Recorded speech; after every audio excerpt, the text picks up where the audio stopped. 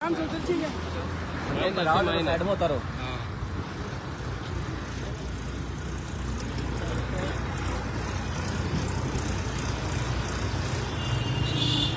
थोड़ा आगे बढ़ी ना। हाँ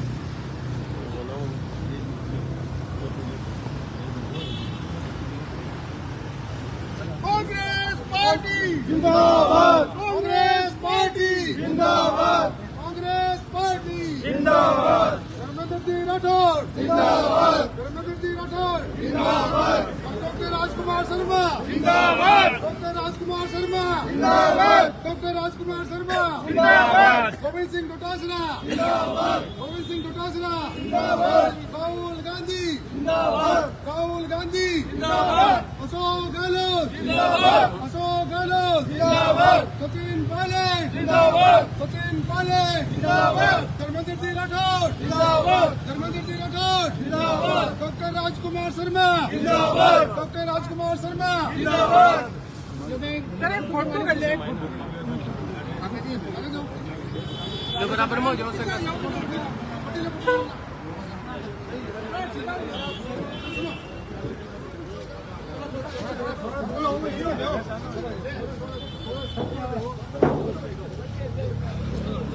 साथ पीछे के रूप तो भाई आप फोटो ले रहे हो ये तो ये और बात ले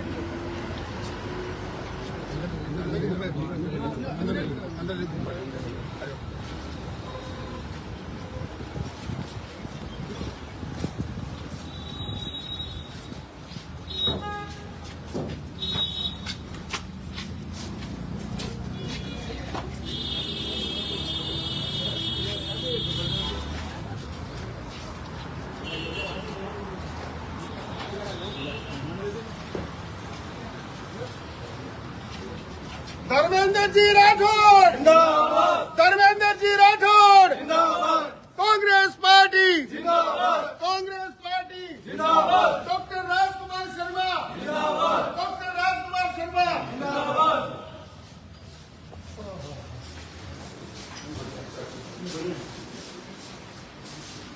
आइए बाबू जी आओ।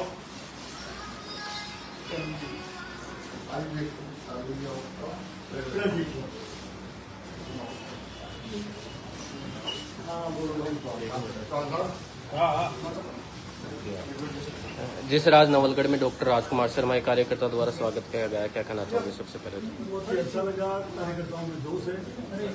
नवलगढ़ के कांग्रेस के कार्यकर्ता, नवलगढ़ की जनता, वैसे लोगों को जनता जनार्दन का जो फैसला है वो सिरधारी होता है, उस पर कोई हम कमेंट नहीं करते। लेकिन जो काम नवलगढ़ में हुआ, विकास के काम जो 5 साल तक जो राजस्थान में कराए काम, उन कामों को आज लोग याद कर रहे हैं।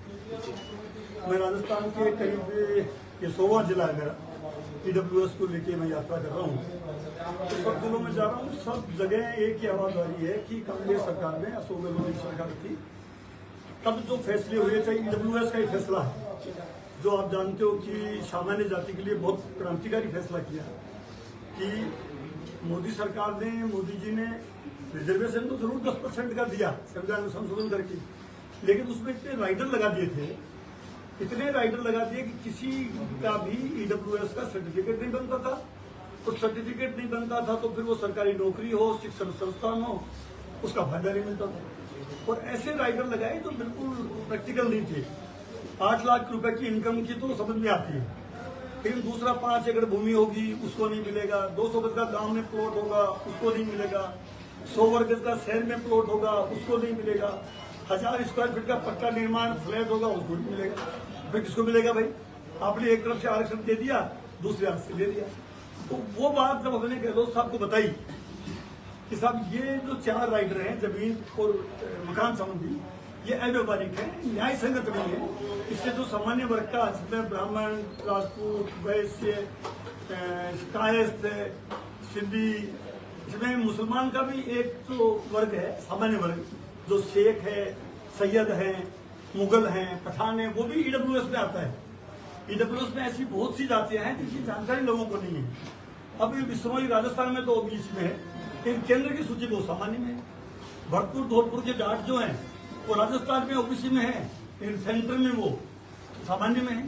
तो ये रिजर्वेशन सामान्य जाति जो सेंटर में है, ईडब्ल्यूएस में आती है, उन सबके लिए हम ने डिमांड जब गहलोत साहब को रखी तो 8 लाख इनकम की एक शर्त रखी, 8 लाख इनकम से कम जिसकी इनकम होगी वो गरीब माना जाएगा और उसको 10% आरक्षण का लाभ मिलेगा। बाकी चारों शर्तें हटाने से फायदा ये हुआ कि जो भर्तियां निकल रही है सरकार की उसमें बड़ी संख्या में ईडब्ल्यूएस के हमारे साथी आ रहे हैं।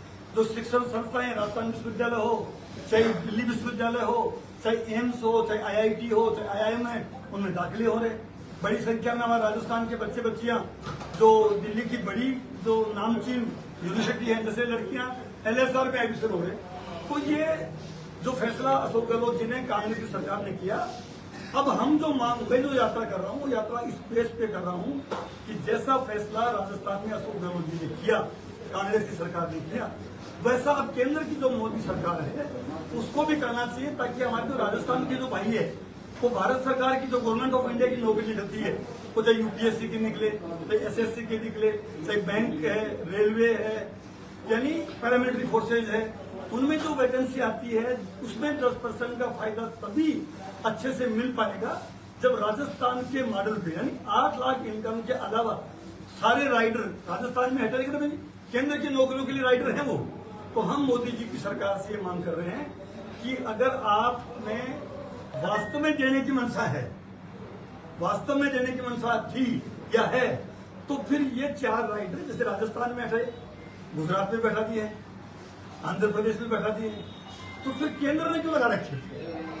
अब आप बताइए, 5 एकड़ भूमि राजस्थान के लिए ये डेजर्ट है, यहाँ 5 एकड़ भूमि में कितनी पैदावार होती है? 200 गज का गांव में प्लाट होगा, उसको लाभ नहीं मिलेगा। अब मुझे तो कोई ऐसा आदमी मिला नहीं जिसके पास 200 गज का प्लॉट भी गांव में नहीं हो। बकरी चराने वाले के पास भी 200 गज का बाड़ा होता है, तो 200 गज का गांव में प्लाट है, उसको लाभ नहीं मिलेगा। तो फिर ग्रामीण भारत की बड़ी आबादी वो भी ईडब्ल्यूएस के लाभ से वंचित हो रही है।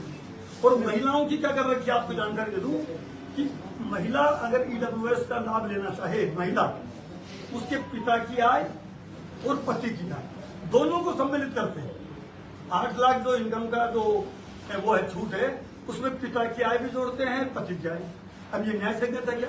अगर लड़की शादी होके ससुराल आ गई तो उसके पति की इनकम माननी चाहिए, लेकिन नहीं, इतना बड़ा विरोध। तो महिला एम्पावरमेंट की, विमेन एम्पावर की बात करने वाली सरकार इस फैसले को तत्काल करना चाहिए।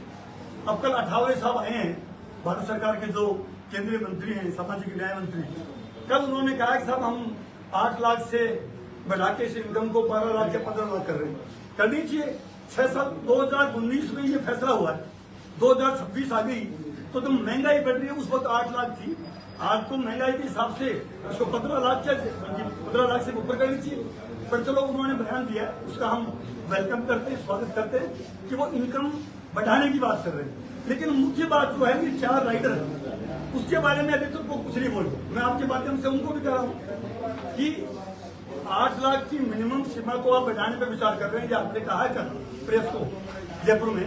लेकिन ये जो 4 राइडर जो लगे हुए हैं, जो अशोक गहलोत जी की कांग्रेस सरकार ने हटाए, वो राइडर भी आप केंद्र से हटाइए। तो मैं मानता हूं, मैं इस यात्रा के माध्यम से घूम रहा हूँ, सभी जगह ये रेस्पॉन्स।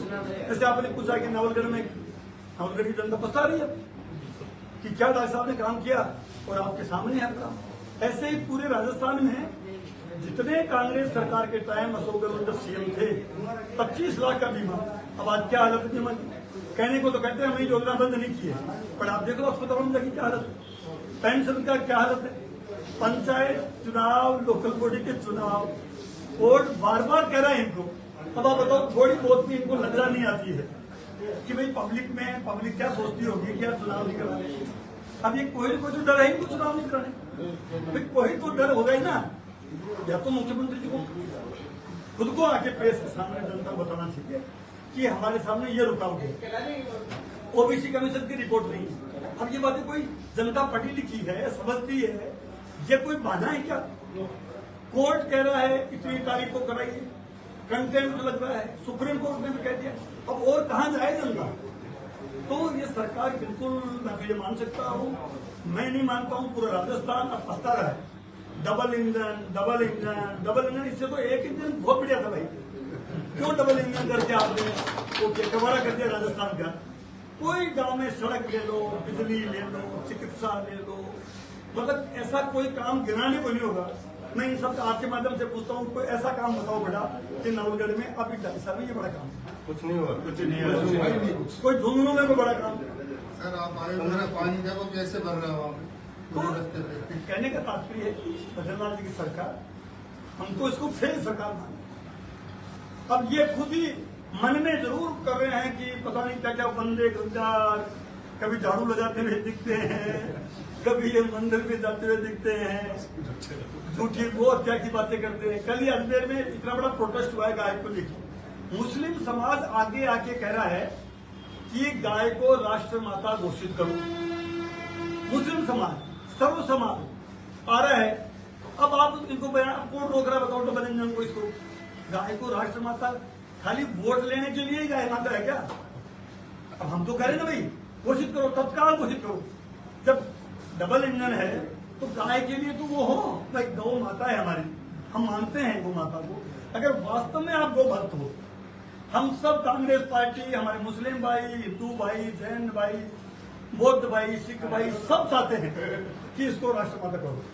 सर कल से 2 मुद्दे बड़े चर्चा में रहे। पहला मुद्दा बीकानेर में जब चिकित्सा मंत्री पहुंचे, प्रेग्नेंट लेडियों के लिए कहा कि नाचते हुए आई थी या चलकर आई थी, तो उसके बारे में आप क्या कहना चाहोगे? मैंने कहा साहब ये तो सरकार नहीं है, सर्कस नहीं। इसमें शिक्षा मंत्री क्या बोलते हैं, स्वास्थ्य मंत्री क्या बोलते हैं, आप देख रहे हो। मतलब कोई इस सरकार का रूप तो लग नहीं रहा है। अब सर्कस में तो क्या कि उसके बारे में क्या कमेंट करेंगे? मतलब अब तो ये देखो कि चिंता इस बात की है, कल राहुल जी ने मतलब जो विपक्ष की बैठक में सभी पार्टियों के नेताओं से बात करते हुए कहा कि पहले से ही तय है चुनाव में क्या रिजल्ट आना। मतलब भारत डेमोक्रेसी बिल्कुल खतरे में नहीं है।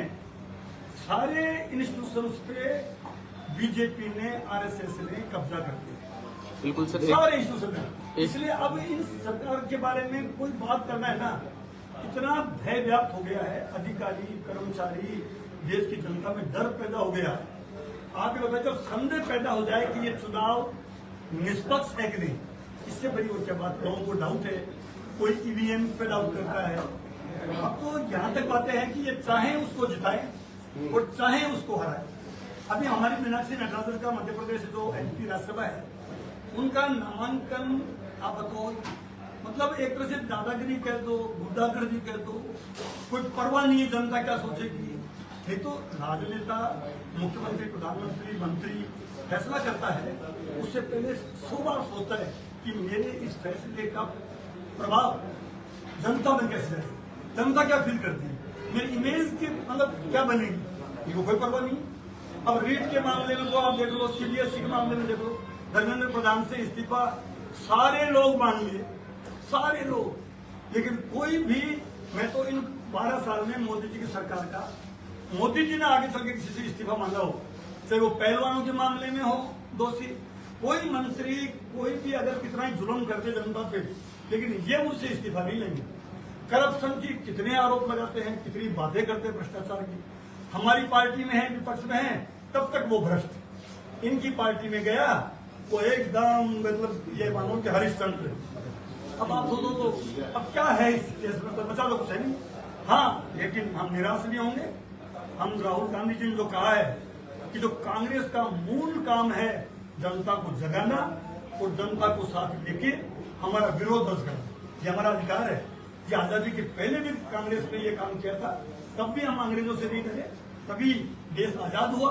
और इस देश का जो नवनिर्माण हुआ, देश में आज जो हालत है, आप बताइए, अगर ये हाल कांग्रेस के टाइम में होता तो ये क्षेत्रीय पार्टियां पनपती क्या? क्षेत्रीय पार्टी को आराम से भाई जो वोट पड़ रहा है, रिजल्ट जैसा आएगा, जनता ने जो वोट दिया वो जीत रहा है, जनता ने जिसको वोट नहीं दिया वो हार रहा है। अब तो इस नतीजे बन गए कि मतलब ये मान लो कि चुनावों के बारे में तो कितने मतलब इंटेलेक्चुअल, कितने सोशल एक्टिविस्ट, कितने बुद्धिजीवी, पत्रकार, राइटर क्या क्या लिख रहे हैं चुनाव की निष्पक्षता के बारे में, लेकिन सरकार की तरफ से कोई नहीं। चुनाव आयोग ही एक तरह से अब तो बीजेपी का एजेंट हो गया है, तो अब उसके आगे क्या है? बिल्कुल सर, अंतिम सवाल है। कल रितु बनावत के साथ जैसे ईओ ने तू तड़ाके में बात की, क्या सरकार पर अफसरशाही हावी हो रही है? देखिए, वो तो रितु बनावत जी तो विधायक निर्दलीय है, इनकी मंत्रियों की टिप्पणियां सुन लीजिए आप, इनके विधायकों की टिप्पणियां सुन लीजिए, खुद इनके आप तो सोशल मीडिया का जमाना, कितने वीडियो इनके वायरल हो रहे हैं। एमएलए, बीजेपी का एमएलए से अधिकारी कैसा बर्ताव कर रहे हैं, इनके मंत्री लोगों से, जो मिनिस्टर एक बहुत बड़ा होता है, उनका रेस्पेक्ट करना एक हमारा होता है। मुख्यमंत्री बहुत सम्मानीय है, आज भजनलाल जी का हम सम्मान करते हैं, मुख्यमंत्री वो हमारे प्रदेश के मुख्यमंत्री, उनके खिलाफ किसी भी तरह की हल्की टिप्पणी हम कैसे कर सकते हैं? लेकिन आप देख रहे हैं, क्योंकि पोपाबाई का राज है, कोई भय नहीं है, उनको भय नहीं है जिनको भय होना चाहिए, उनको भय है जिनको भय रहते हैं, यानी जनता को डर, और इनके लोगों का बस हम दो हमारे दो। आज झुंझुनू में आपकी प्रेस वार्ता है, क्या क्या मुख्य बिंदु रहेंगे? केवल ईडब्ल्यूएस के ऊपर एक ही मांग कि ईडब्ल्यूएस आरक्षण पे जो 10% दिया उसको केंद्र की नौकरियों के लिए भी राजस्थान मॉडल लागू करें।